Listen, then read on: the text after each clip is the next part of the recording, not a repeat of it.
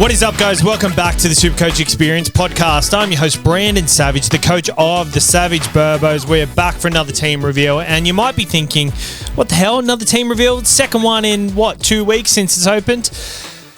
I'd be stupid not to do as many team reveals in the preseason as possible because these videos pump on YouTube and the general YouTube community loves it. So this is mainly like directed for YouTube. Yes, it will be on the audio feed, but the audience loves this, so why wouldn't I do it? And I love talking about SuperCoach. You love listening, so I'm going to deliver you the content as you requested. If you are on the YouTube and you are new, please hit that subscribe button. If you are watching and you can't finish this video right now, maybe head over to Spotify or Apple and follow us on the feed there because we drop episodes. In the preseason, we'll be dropping 3 episodes a week on YouTube and Spotify /Apple /whatever podcasting platform you listen to. So please head over, follow us on all platforms. Follow us on Instagram, SC Experience. And if you do want that extra little bit of content and you want to get part of a massive SuperCoach community that is growing, head over to patreon.com/SC Experience. You'll get early access to every single video that is available to be early, and you'll also be part of a group chat, and you also get updated stats table throughout the year that I am very excited to reveal once the season starts. But this is my team reveal at hooker. We're starting with Sandon Smith at 506,200. Justin Holbrook has come to the club. He's brought over Sandon Smith with him from the Roosters, and I think he's got a lot of trust in him to do the job at halfback. So early reports say that there's every chance him and Dylan Brown start in the halves. Until we got this news the other day that Holbrook said Fletcher Sharp will not be playing on the wing. So that tells me potentially playing 14, or they're going to fight out for this halves position. But that being said, I love Sandon Smith as an option at hooker. I think he's got the biggest upside of any hooker in SuperCoach at the moment that is available there.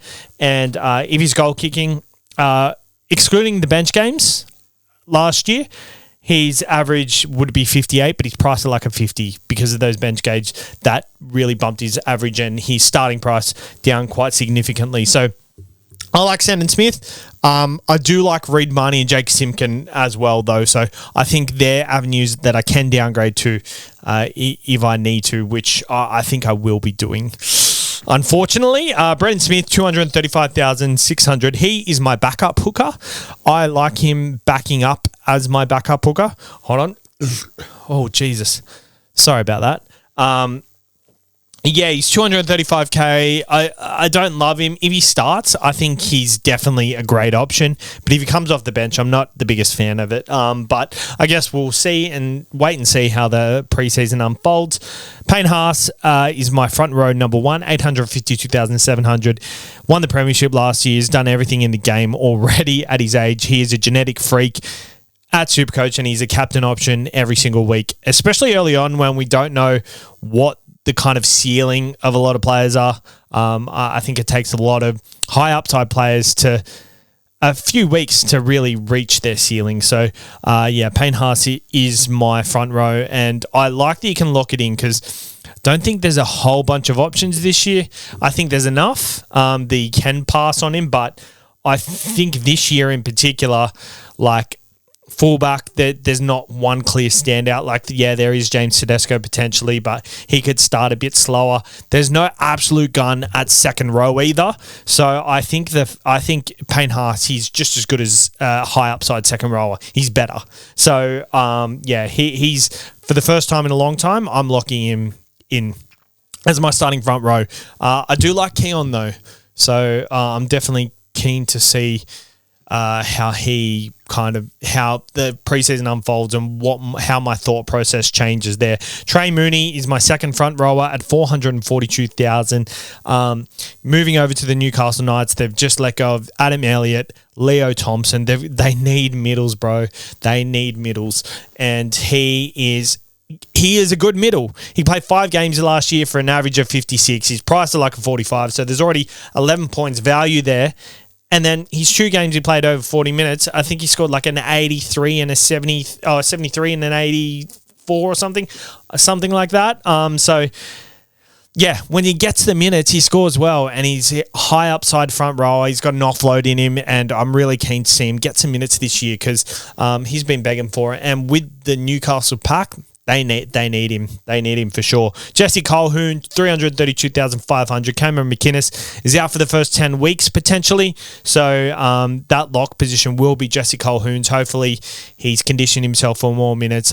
We do an in-depth analysis on the YouTube channel and the podcast platform tomorrow on Front Row Forward. So I've got the exact stats on him. So stay tuned for that one. Taniela Paseka, 328,000, 3 games for 55 last year.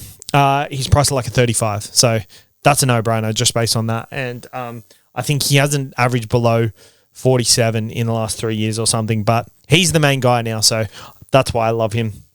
Toby Couchman is my starting second rower. Actually, no, he's not, because I don't love it. Hamoli Olukwatu is. Hamoli Olukwatu is my starting second rower. I think in your second row, you kind of got to start with a gun, just in case all these mid-rangers don't work out. But if they do work out, you can kind of use that gun to get someone who you might have missed out on, or you've at least got that gun as safety insurance for your score, because you can't just, if you get 30 throughout your second row, your score's cooked for the week. So I think if you're going to start with the guy, Toby Couchman was in my side, as I just said. But I think the fact that he's going to play in the middle, he's not a high upside guy. So I like Olukwatu. For feeder, he's that guy as well, 485,000. He is underpriced as it is. Excluding his injury-affected games, he averaged 66 last year, and that's his lowest season in a few seasons as well. So I think Dave Fafita is phenomenal value. Hamish Stewart, 402,000 is my third second rower. Yeah, no DeBellin in the side and no David Clemmer. He's going to need a lift for minutes. He'll play number 13. And when he played 40 minutes or more, he averaged 55. So there's plenty of value there in his price. And that's what you got to look for at this time of year. You got to look for value. And I think it's a balance of value and points.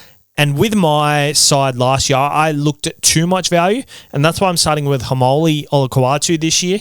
And Payne Haas, because I think I looked for too many of these value guys.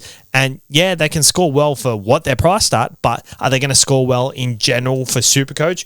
Probably not enough that you need. So you can't fill these guys in your team because you need guys who are actually going to score well week to week. But like a Hamish Stewart, yeah, you'll take a 50 or a 55, but if your whole team scores 55, then you're just scoring 1,000 there.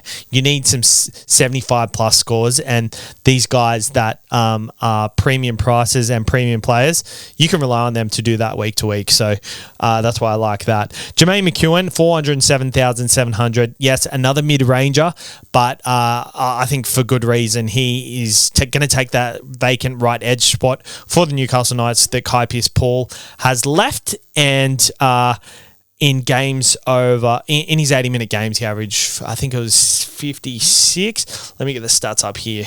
I hate that I've done all this research because I know the extra stats that go involved with it. Because like gut vibe, it's obvious that Jermaine McEwen, he's a starting edge back rower that will play 80 minutes. And yeah, it's just obvious that he's a good option. But I like to look more into this to justify my reasonings. And Jermaine McEwen, priced at a 41.7, but he averaged 58.8 in 80-minute games. So for me, that's a slam dunk. I like that. Pierre Cora and Maverick Guy on my bench. I think I want to look for maybe Lasardi or something. Yeah, I probably got to go Maverick Guy to Lasardi there. So I might make that trade right now.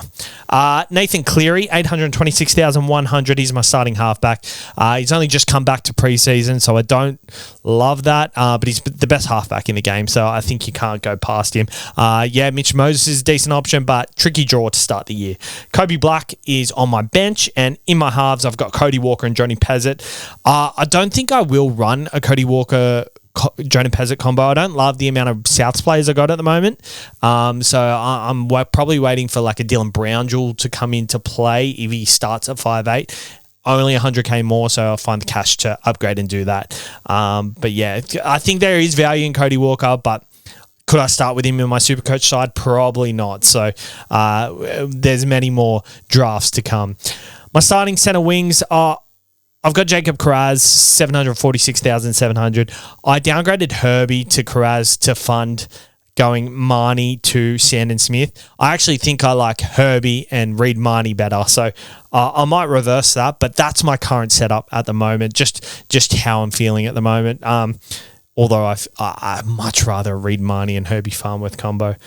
Maybe I'll have to reverse that as well. Latrell Mitchell is my starting centre. I don't think you can go wrong with Latrell Mitchell starting at centre, 626,000. He's a captain option every week too, so there's a plus there. Sam Stonestreet, 496,100, takes that vacant wing spot for Ronaldo Militalo with the ACL injury.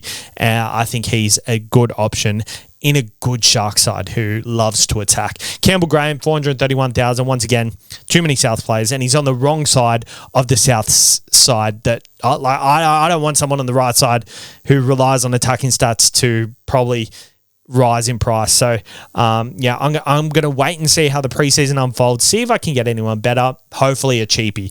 I got Bailey Simonson, 454,700. We'll take Lomax's spot on the wing. Dave Farley and Macassini, my two cheapies locked in there. They should get a start for the season. My fullbacks, Kalen Ponga, Tom Trbojevic, and Keanu Keeney. Ponga under Holbrook. People were buying him at over 900,000 a couple of years ago. Now he's at 600,000. I've seen people keen on him, but not too many. So I'm very keen to start with Kalen Ponga. And I think with the new coach, just under Holbrook, who attacking coach for the Roosters over the last couple of years, I think it's just so many things adding up in a good way for me. Tom Trbojevic got the captaincy for the Manly Sea Eagles. Nice little draw early on. I like Fogarty in the side. He'll give him more ball than DCE. DCE was more of an attacking run first. Maybe not run first, but like he ran a lot, whereas Fogarty runs a lot less. So I like that for him. And Keanu Keeney at 495,000. I think that's a slam dunk also. That is my team reveal. If you want to see extra content or you want to see when I change my team, every time I change my team, I update in the Patreon. So head over to patreon.com/SC Experience. Subscribe to the channel. Head over to the Instagrams. You name it. We'll be back tomorrow for the Front Row Forward analysis podcast. And On the Burst returns this week. So get excited. 3 episodes a week leading into the preseason. How good. Thank you for tuning in, and we'll see you tomorrow.